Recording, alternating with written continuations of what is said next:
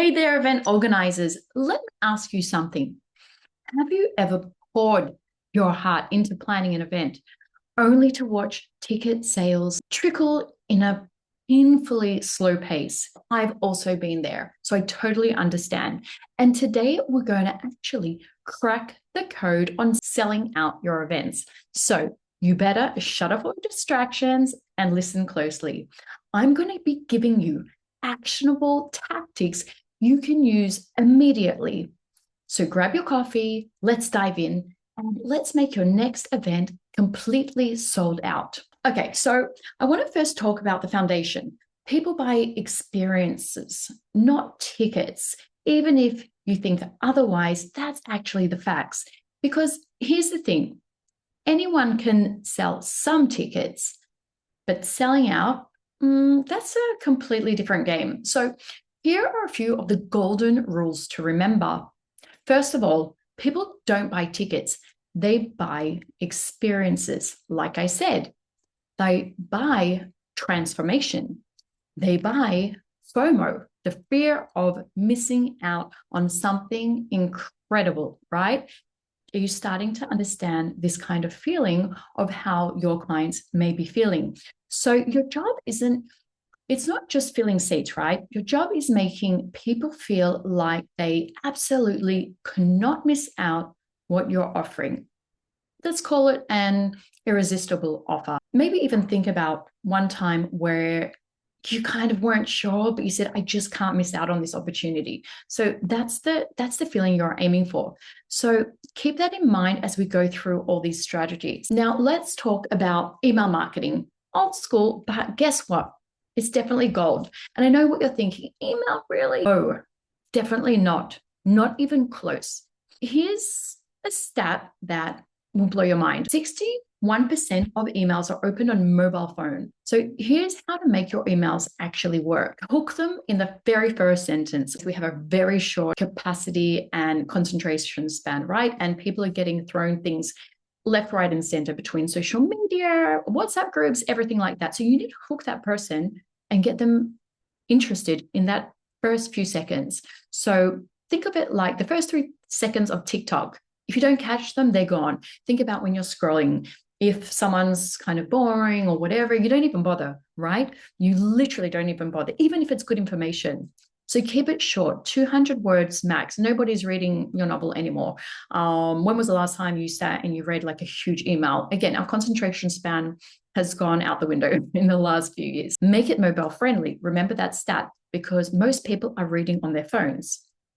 Most people are reading on the transit to work. When you're at work, you're most likely on email, but you're very focused. But those moments in time where your ideal audience is not at work, that's on their phone, right?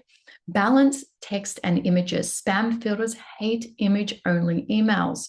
Okay, so it might go direct to spam. So you might spend all this time on your emails and they might not even get to the inbox. So be really conscious of that.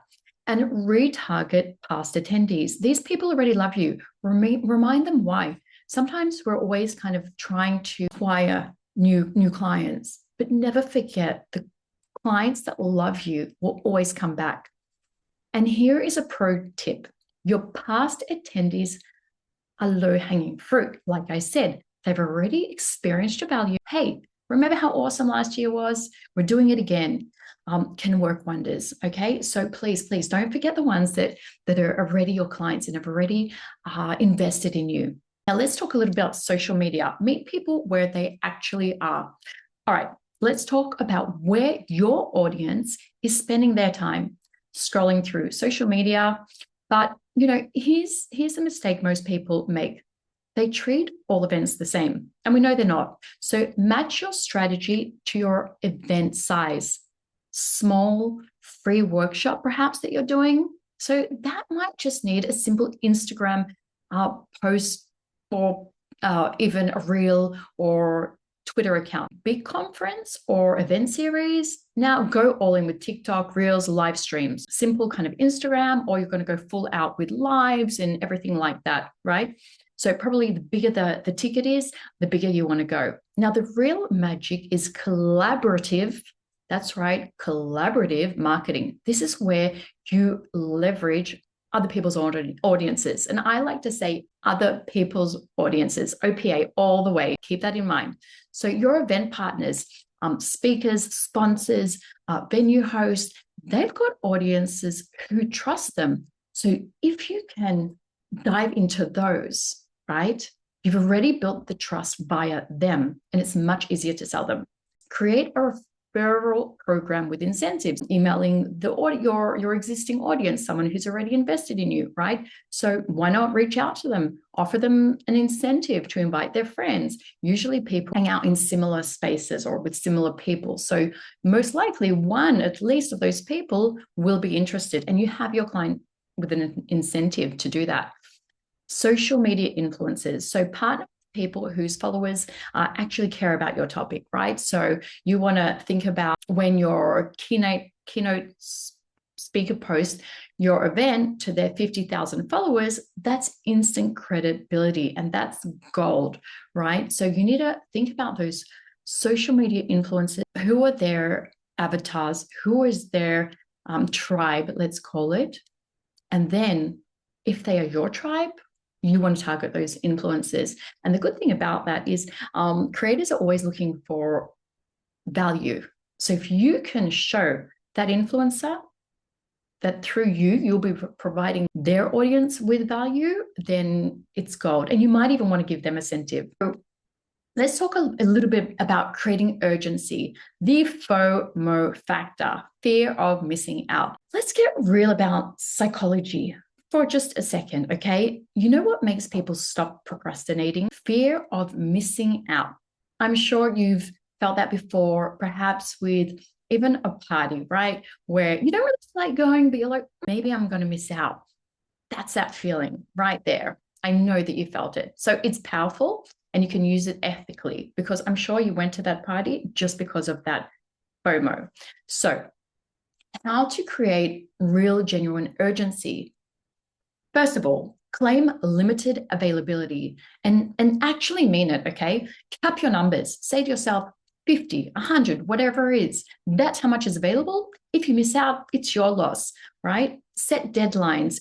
Early bird ends in 48 hours. That creates action, right? That rewards someone for taking an action within a short period. And there's a bit of scarcity there, right? I can even give you an example. If you're shopping online, it's like one left. I know those big companies that do it are Timo, maybe not a good example because we know there's always more, but you have maybe small fashion brands, one left. You're like, oh my God, I need to get it before I miss out. That's that fear of missing out. And create exclusive tiers.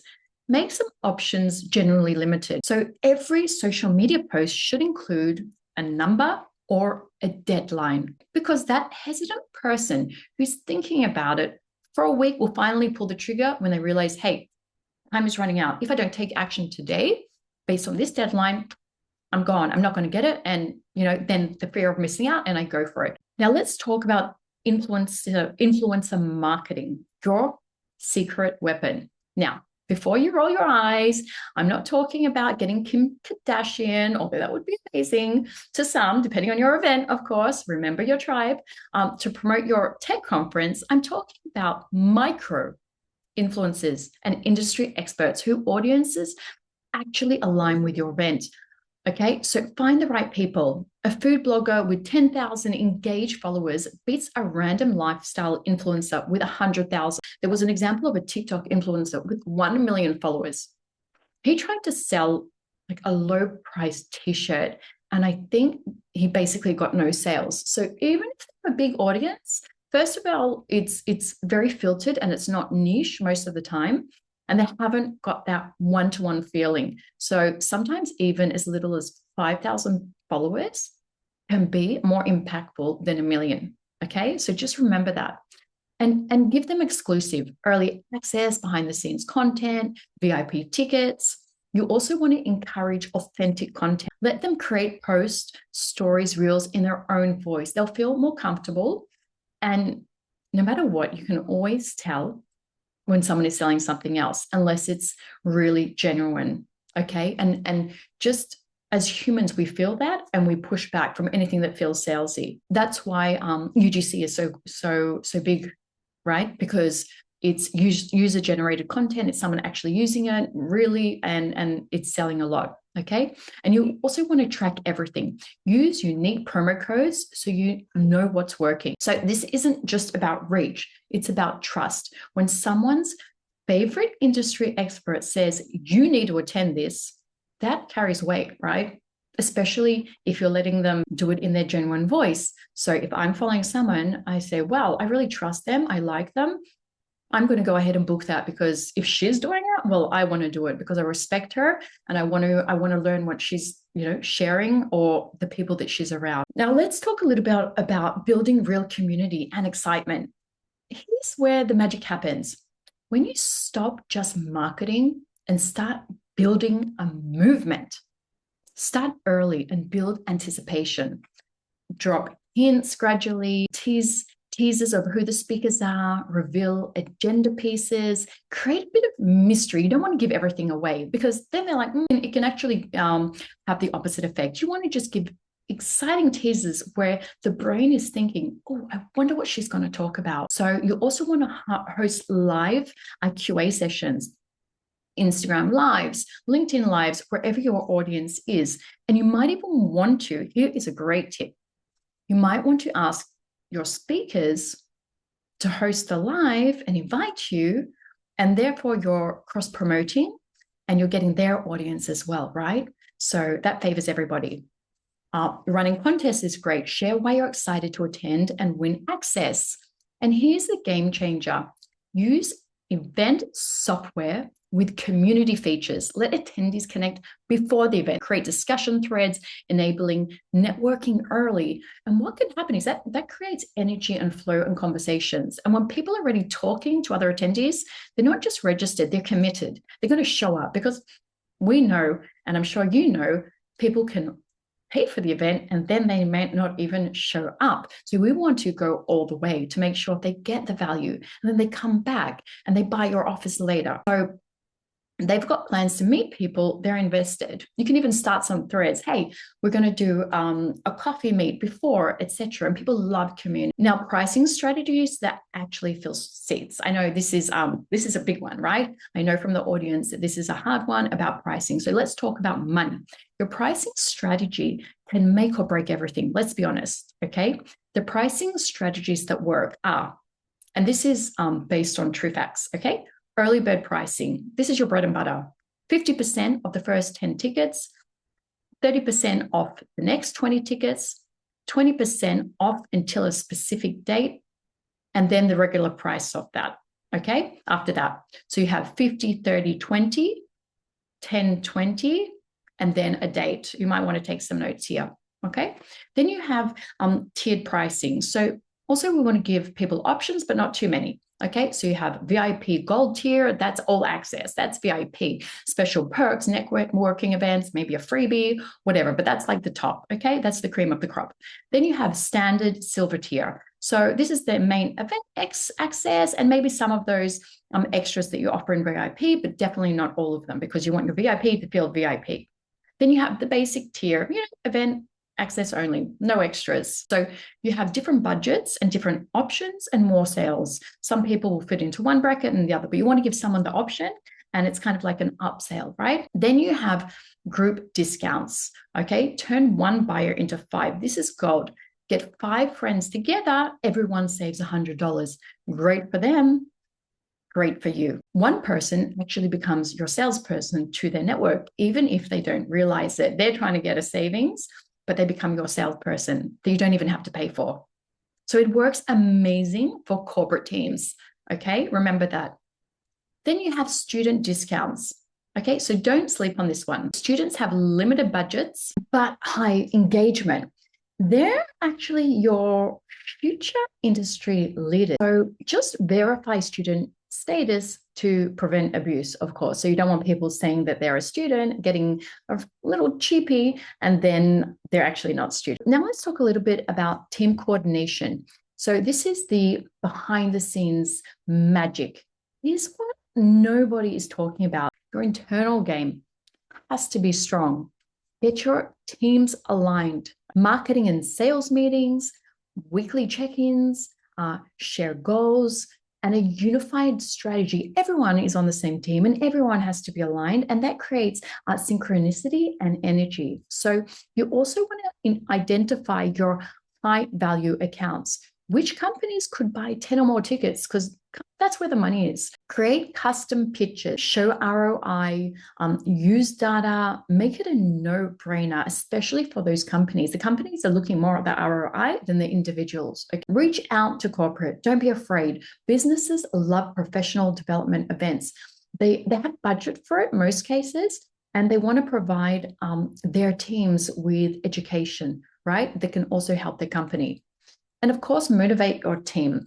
Track who's bringing registrations, reward top performers, create friendly competition, celebrate your wins together, right? It's so, so important. And when your team is all energized, it shows in every email with high energy. Even if you can't see it, people can feel that.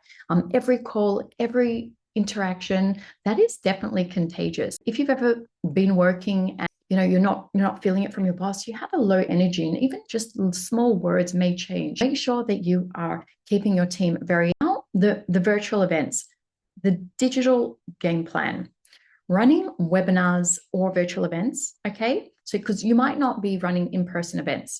Okay, so you've got a few different challenges. The barrier to entry is low, right? So you need to prove value fast. So I want to give you a virtual event toolkit. All right. You have Facebook ads. These are your best friends. They're cost effective and highly targetable. But here's the key: target pain point. Join our webinar on productivity. What is good though is drowning in your to-do list. Here's what successful people do differently. Now, think of the difference between those. People act on pain, right? And the other one is just too general and it's kind of boring, let's be honest. Be conversational in everything, right? Like you're talking to a friend, not a client. People feel that. Build curiosity without giving everything away. We use phrases like stay tuned.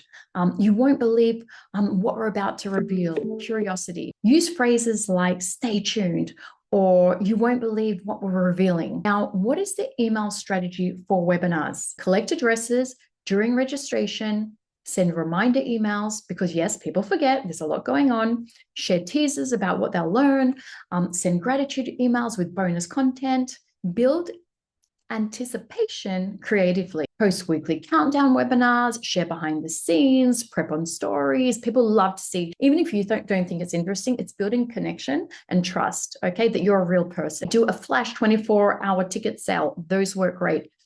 Make people feel like they're inside. It's like, oh, I'm seeing what's behind this person. That's so interesting. I'm trusting this. I'm going to go, right? Or sign up rather. It's a webinar event. Okay, now what is your action plan? Let's make this real.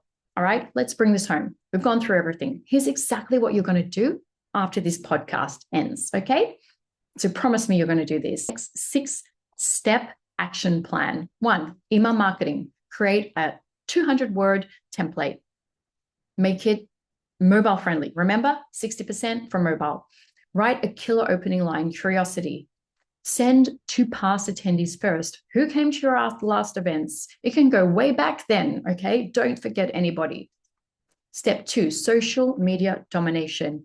Pick your main platform, create platform-specific content, reach out to 5 potential partners or influencers. Remember, micro-influencers, okay? Set up a referral program. So remember those. I hope you're writing it down, or you can just press pause. Step 3, create urgency. Set real ticket limits, create early bird deadlines, post countdown updates, show scarcity authentically, okay? Be real about it. Set your own boundaries.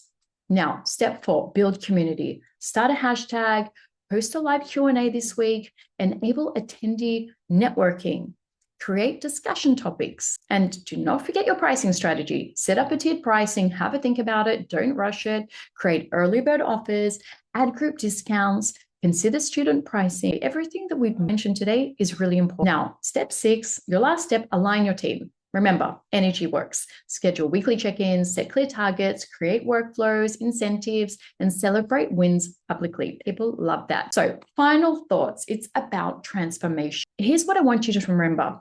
People don't buy tickets, as we said at the beginning. They buy transformation, they buy connections, they buy experiences they can't get anywhere else.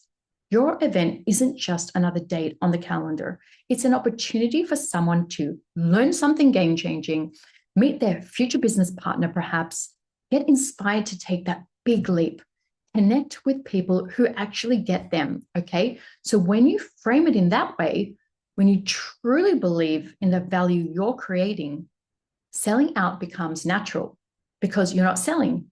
You're inviting people to something extraordinary. Like they're missing out. That's the mind frame. You're not selling. I want you to forget the sale. I want you to go into the transformation of the offer, the value that person's going to feel. Don't be in the desperate scarcity mindset. I want you to be in the abundance mindset where you're thinking about that person, what they're going to get out of it. So here's your homework. Pick 3 strategies from today's episode, just 3, implement them this week, track what happens, then come back and do 3 more, okay? Because I don't want you to be overwhelmed. When we get overwhelmed, we get stuck and we do nothing.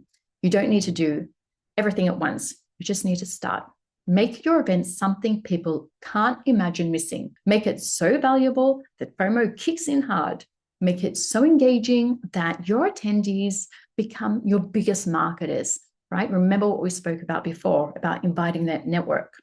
And that's how you sell out events. That's how you build something people talk about for months afterwards. How exciting is that? So I want to say a big thank you for hanging out with me today. If this was helpful, share it with a fellow event organizer who may be struggling with ticket sales. Screenshot perhaps your favorite tip and tag me on social media. And remember, every sold out event started with someone who decided to stop hoping for registrations and started creating urgency, value, and genuine excitement. Okay, so you've got this. I believe in you. Now go fill those seats. Till next time. Bye.